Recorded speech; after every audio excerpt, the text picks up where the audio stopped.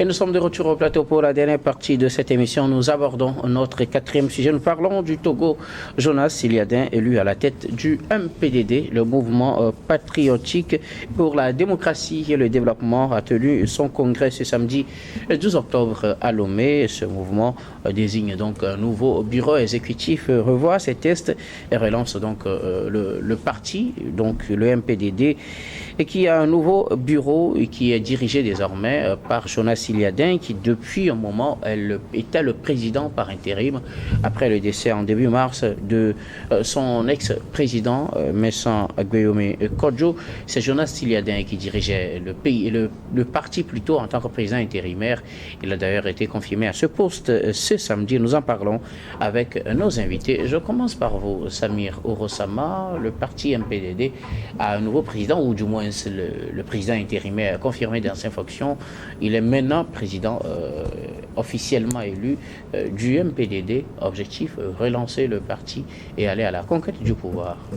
Ben écoutez Guillaume, c'est la preuve palpable que nul n'est éternel, que nous ne sommes que des passagers, que nous ne sommes que des passants, que nul n'est indispensable dans la vie. Monsieur Agbouémé, paix à son âme, est décédé le 3 mars dernier. Il a été inhumé il y a de cela quelques mois déjà. Et la vie du parti continue. Et là, on vient de le remplacer à la tête donc, de son parti qu'il a créé, peut-être avec certains amis à l'époque. Donc, je pense que c'est une grande leçon que les acteurs politiques doivent pouvoir s'approprier, que nul n'est indispensable, que nul n'est éternel, que même dans nos différentes occupations professionnelles, que dans nos différentes entreprises, un jour nous partirons et nous laisserons la place. Peut-être même on ne va même pas nous enterrer avant qu'on ne nous remplace. Donc c'est pour vous dire qu'en réalité, c'est une leçon que la vie nous enseigne. Mais au-delà, cela nous amène à réfléchir sur un certain nombre de choses. Et tout ce dont je peux être content aujourd'hui, c'est que la succession du feu Agbouémé Kodjo n'a pas connu autant de bruit.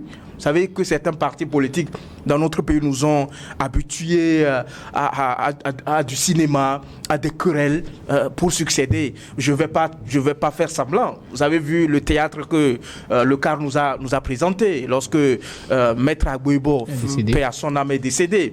Aujourd'hui, le parti est divisé. Donc, c'est en quelque sorte la réalité que nous avons sur le continent africain. Et je suis content aujourd'hui que le MPDD ait pu aller donc à cette élection élective pour renouveler les instances du parti et en même temps redéfinir donc la stratégie à adopter donc dans la lutte démocratique. Et monsieur Jonas n'est pas inconnu du public. Monsieur Jonas, en quelque sorte, ça confirme la place qu'il occupait au temps de monsieur Agbouémé Kodjo. Donc ça veut dire que tous les militants sont unanimes que c'est lui qu'ils veulent voir à la tête du pays. Donc ils sont unanimes et M. Agbouémé Kodjo, je ne suis pas dans le secret des... C'était d'ailleurs une seule liste à ce congrès. Absolument. Donc vous voyez une certaine rigueur, un certain respect des tests donc, du parti. Je sais pas, une certaine hauteur d'esprit. Et donc je ne suis pas dans le secret des dieux, mais je sais que autant de feu Agbouémé Kodjo, chacun connaissait sa place au sein du parti. On connaissait qui est qui et qui était capable de quoi et tout. Et à écouter M. Jonas à la fin donc et ça c'est le deuxième volet de mon analyse, à la fin donc du congrès, où il disait: nous sommes un parti de centre républicain qui a pour principal objectif d'être dans une opposition constructive, d'être en capacité de construire des alliances pour peu qu'elles permettent de servir au mieux les intérêts du peuple togolais. Nous sommes donc un parti modéré. Mais ça dit beaucoup de choses. Ça veut dire qu'ils ont fait un constat. Ça veut dire que, au sein de la scène politique dans notre pays, nous avons des partis, excusez-moi, des partis, comment je vais dire ça? Radicaux. Radicaux, véritablement. Des partis radicaux, des partis qui ont des positions dures. Et pour eux, c'est à travers la confrontation, peut-être même, pour ne pas exagérer, c'était même, c'est la force de la violence qui peut leur faire parvenir à la tête donc, du pays. Donc voilà des acteurs politiques dont nous avons besoin en Afrique. Beaucoup diront que ailleurs, là, les gens s'insultent, les gens se disent... Mais Ailleurs, c'est ailleurs. Nous sommes dans un processus démocratique. Au Togo et dans la plupart des pays africains, nos démocraties ne sont pas encore des démocraties solides. Donc les gens ne connaissent pas ça. Où les gens s'insultent, demain ils se retrouvent, ils se serrent la main. Où les gens, comment on veut dire ça, où les gens se font des tacles et tout ça là, demain ils se retrouvent, ils se donnent la main. Donc je pense qu'ils se positionnent déjà comme une opposition constructive, comme le chef de l'État, Fonya Singbe, a eu par le passé à le dire. Mais le parti au pouvoir n'est pas content quand il n'y a pas une opposition. C'est-à-dire que quand il n'y a pas une opposition qui propose, d'abord qui critique les actions qui sont entreprises et qui propose, qui montre la voie, mais le parti au pouvoir ne peut ne pas être content. Et ça, le chef de l'État l'a reconnu. Le président Fonya Singbe l'a reconnu qu'il a besoin, et donc son parti a besoin d'une opposition constructive, d'une opposition qui propose, d'une opposition qui participe donc à la gestion des affaires publiques. Parce que le seul patrimoine que nous avons en commun, c'est le Togo. Le Togo n'appartient pas au parti UNIR. Le Togo n'appartient non plus à la dynamique, la majorité du peuple ou au quart. Le Togo appartient à tous les Togolais. Et les acteurs politiques font partie donc de ce qu'on appelle le maillon en termes d'animation donc de la vie de notre pays. Donc pour moi, c'est véritablement un disciple des premières heures de M. Agboueme Kodjo et qui a peut-être appris aux côtés de M. Agboueme Kodjo depuis qu'il était à la primature. Je suis sûr qu'ils ont eu à travailler quand il était, comment on appelle ça, quand il a occupé les plus hautes fonctions de nos pays. D'ailleurs, même, M. Agboueme Kodjo a été très, très jeune ministre. Il a été ministre avant même ses 40 ans. Donc, il y a un parcours exceptionnel. Donc, ça veut dire qu'il a eu le temps d'apprendre aux côtés donc, de son mentor, qui est M. Agboueme Kodjo. Donc, ça veut dire qu'en réalité, la gestion donc, du parti, la stratégie qui va être mise en œuvre aujourd'hui doit être différente de ce qu'on a vu par le passé. Et il a déjà commencé par poser les points forts. Il dit qu'ils ont quitté comment l'appelle ça? Ils ont quitté, comment ils appellent ça? Dynamique Monseigneur Kodjuro. Ah voilà. Donc ils ont quitté la route de la contestation. Et il faut le dire ainsi, parce que son patron a contesté jusqu'à aller en exil. Et là, c'est ça. Il faut aussi saluer les autorités togolaises, parce que ailleurs, lorsqu'on décerne un mandat d'arrêt contre vous, on dissout votre parti politique. On en a vu sur le plan africain, dans certains pays. Mais, notamment en Côte d'Ivoire. En Côte d'Ivoire, par exemple. Mais malgré qu'on a décerné un mandat d'arrêt international contre feu M. Agboueme Kodjo, le parti politique a toujours continué à animer la vie politique de notre pays. C'est pour dire qu'il y a une certaine hauteur d'esprit au niveau donc, des autorités de notre pays, notamment du président de la République. Et donc, nous allons voir M. Jonas à l'œuvre. S'il est capable de proposer quelque chose d'innovant, est-ce qu'il est capable véritablement de proposer une alternative crédible en termes de gestion donc, des affaires publiques. Et le premier test majeur, c'est les élections municipales, communales qui arrivent, je pense, en 2025. Merci beaucoup. À vous, Samir.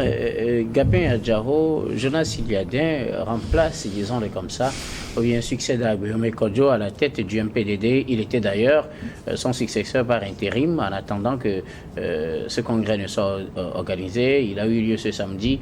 Il est confirmé à la tête du MPDD. Oui, c'est un secret de polichinelle. On le savait tous que Jonas Siliadin allait succéder à monsieur docteur, regretté docteur Agboueme Mensah Kodjo.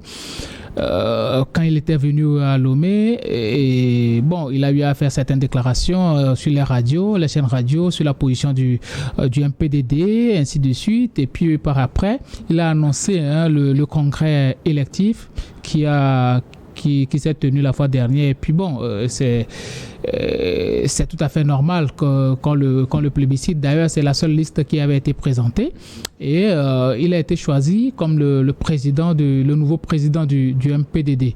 Moi, ça ne m'a pas surpris. Monsieur Siliadin, c'est vrai que c'est un peu l'inconnu de la politique togolaise, mais c'est un monsieur qui a toujours travaillé avec le docteur Mensah Agboueme Kodjo depuis le port autonome de Lomé jusqu'à devenir directeur de cabinet et tout ça. Donc c'est un monsieur assez brillant, il est très intelligent, c'est un consultant banque et finance, c'est un homme qui a eu quand même à écrire beaucoup de livres, dont Au Vautour, Le Togo, démocratie impossible, un essai qu'il a eu à dédier. Donc, c'est un homme assez intelligent, sauf que la politique togolaise, c'est autre chose. C'est autre chose dans le sens où on a connu le MPDD qui était venu au but premièrement, qui s'est transformé à un PDD. Et son mentor lui-même, il a eu à jouer un rôle trouble au sein de l'opposition togolaise. Ne l'oublions pas. Et lors des élections législatives, entre-temps, quand il a gagné, que les autres contestaient, il avait dit que bon, voilà, ce sont les verdicts des urnes et que personne ne doit plus contester une fois que la Cour constitutionnelle donne les résultats. Mais lui-même après... Mais légalement, c'est ce qui se fait. Oui, mais... Bon, continuez. Voilà, mais lui-même après les élections de 2020, il s'est mis dans la contestation. Maintenant, quand les autres lui demandaient des preuves, il s'en est offusqué. Et moi, je n'aime pas les gens qui aiment se saborder les efforts des autres pour se faire voir. Lui-même, il a eu à surfer sur la popularité d'un parti politique, à savoir l'ANC, pour revenir au devant de la scène. Et il a eu à surfer aussi sur la popularité de Monseigneur Kpodro pour venir au devant de la scène. Sinon, personne ne voyait Agboyome Kodjo comme le principal candidat de l'opposition aux élections de 2020. Moi, j'étais à l'hôtel Edaoba. Quand M. Jean-Pierre Fabre faisait sa déclaration, Agboyome Kodjo était là, il était venu en ami. Mais derrière, ce sont eux-mêmes qui ont eu à traiter M. Jean-Pierre Fabre et compagnie de corrompus. Et les déclarations sont encore là, Monseigneur Kpodro l'a dit. Mais si aujourd'hui, Jonas Siliadin prend la relève du MPDD et veut se faire peau neuve, je pense que la première des choses, c'est d'aller vers ses compagnons de l'opposition. Quand il dit qu'il se veut une opposition constructive, je ne suis pas sûr qu'il y a une opposition destructrice au Togo ici. Toutes les oppositions, les approches peuvent diverger, mais c'est le même objectif. C'est le même objectif. Chacun apporte ses propositions. Quand quelqu'un est là et puis il dénonce ce qui se fait de mal au sein du gouvernement, mais il est constructif. Il apporte des solutions. Mais déjà, quand on élit un président, le président Faure Gnassingbé est venu au pouvoir avec un programme de société. Ce n'est pas l'opposition de venir dire « Monsieur le Président, faites ceci et faites cela ». L'opposition est là pour constater. L'opposition est là pour déceler ce qui se fait de mal. Mais l'opposition ne va pas dire « Monsieur le Président de la République, quand vous êtes là, faites comme ceci, faites comme cela ». Non. La politique, c'est avant tout comme un marché. Je viens vendre ce que j'ai. La population va me lire et je vais venir, je vais diriger. Mais si j'apporte tout ce que j'ai déjà à celui-là qui est au pouvoir, mais alors je puise mon grenier. Je n'aurai plus rien à proposer à la population. Donc, je pense qu'on doit arrêter de nous rabâcher les oreilles avec opposition constructive. Pas autre chose, de peur de vider leur sac avant d'arriver. Oui, mais si M. Siliadin veut composer avec le pouvoir en place, qu'ils disent que non, je veux faire une alliance avec le pouvoir en place. Là, on sera tous fixés. Mais dire que moi, je veux une opposition constructive, lui aussi, il est en train d'aller dans la diversion. C'est une autre manière de dire que je veux aller plutôt dans le sens du pouvoir. Voilà, c'est simple. C'est simple. Et on ne peut pas le lui refuser. Tu peux aller avec le pouvoir. C'est aussi ta manière d'arriver à contribuer au développement du pays.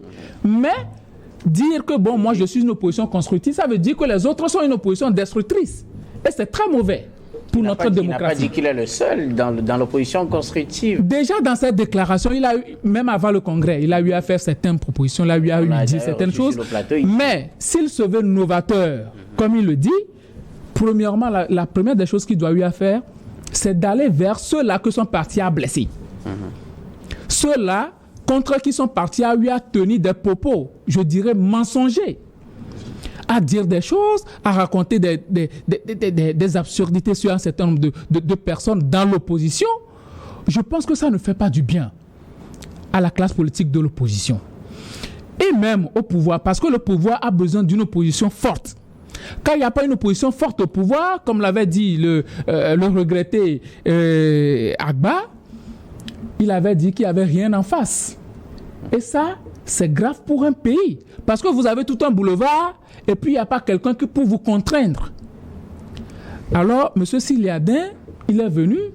Je pense qu'il va prendre contact au niveau de l'opposition et puis savoir réellement comment ça se passe dans la classe politique togolaise. Et il saura comment faire ces choses. Mais pour le moment, quand on me dit, Samir l'a dit, qu'il salue comment le pouvoir a été transmis au sein du MPDD, je vais dire les gens n'ont pas le choix.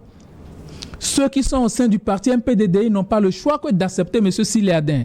C'est un homme qui est riche et nous savons comment se passe le financement des partis politiques de l'opposition au Togo. C'est le président qui sort tout de sa poche. Et ceux-là, qui sont des figures de proue du MPDD, ils n'ont pas les moyens d'arriver à financer ce parti-là comme le faisait M. Agboome Kodjo. Alors, il n'y a personne de mieux que M. Sylla-Din pour le faire. Donc, aujourd'hui, c'est tout à fait normal. C'est pour ses capacités financières qu'il a été porté à la tête du parti. Bien sûr. Bien sûr, les gens n'ont pas les moyens. Ceux-là qui sont des figures de proue au sein du MPDD, ils n'ont pas les moyens. C'est M. Sylla-Din qui est richissime, qui est venu. Ah bon? Donc, les gens disent, bon, lui au moins, il est comme Agboome Kodjo, il peut financer les projets du parti. Donc, du coup, on va lui confier le parti. Raison pour laquelle il y a juste une seule liste. On peut même dire que le vote a eu les pas acclamation. Donc, moi, je ne suis pas surpris qu'il soit élu. Maintenant, qu'il aille faire la paix, premièrement, parce que la DMK, la DMP, tout ça là, ils ont eu à vilipender un parti politique de l'opposition, à savoir l'ANC. Et ils ont eu à surfer sur la popularité de ce parti-là, qui est en train de se relever. Je ne suis pas en train de défendre un parti politique ici, mais c'est un constat que je suis en train de faire. Aucun parti politique de l'opposition n'a jamais eu à se relever après avoir subi ce qu'a subi l'ANC. Mais si l'ANC aujourd'hui est en train de se relever, ça veut dire que c'est un parti bien constitué, qui a toujours été fidèle à ses principes et à ses idéaux. Donc, quand vous avez menti sur quelqu'un, la moindre des choses, si vous voulez vous faire pardonner par la population, allez vers cette personne-là, excusez-vous, demandez-lui pardon, d'autant plus que les acteurs même de ces mensonges-là n'existent plus.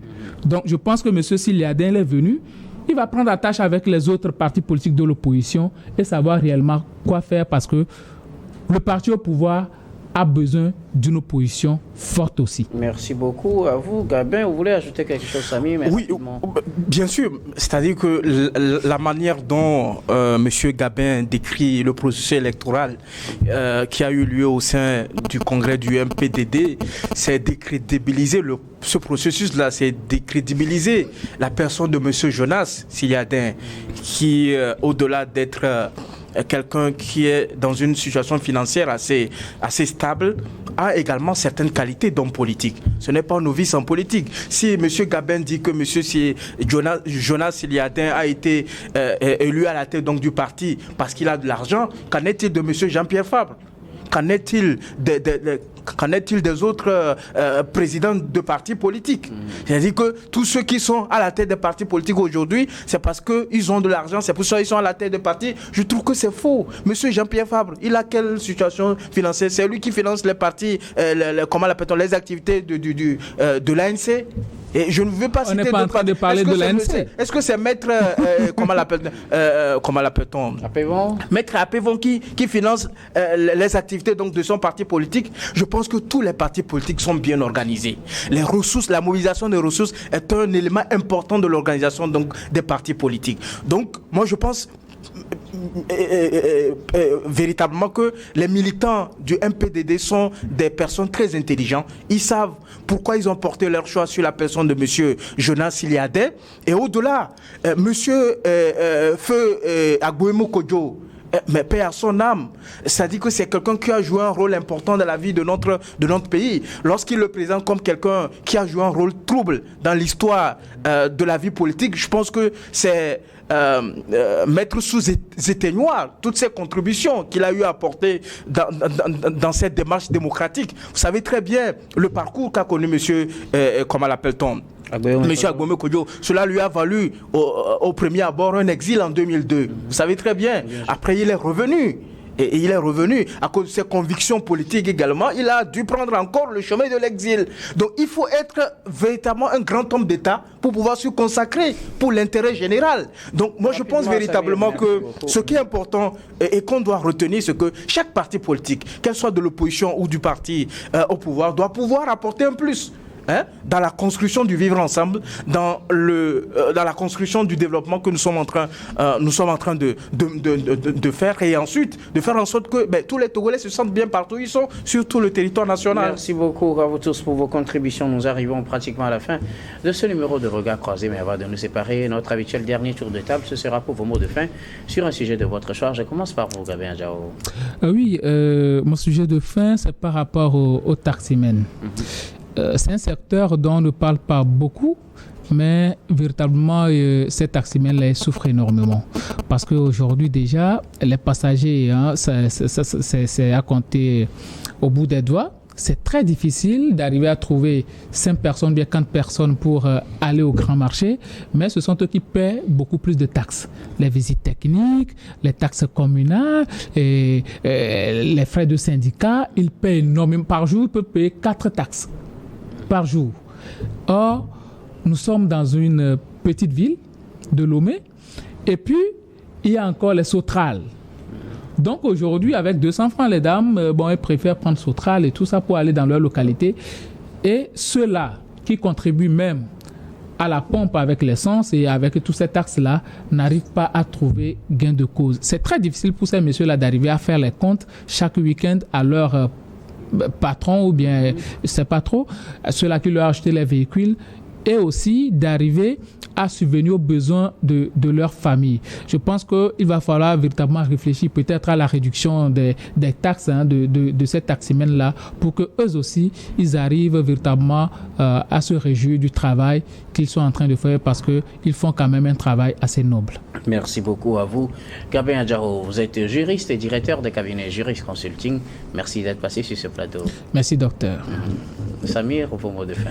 Écoutez, Guillaume, je voudrais saisir cette occasion, je voudrais profiter de votre tribune pour attirer l'attention des uns et des autres sur un problème qui touche beaucoup plus les femmes en milieu du travail, le harcèlement sexuel.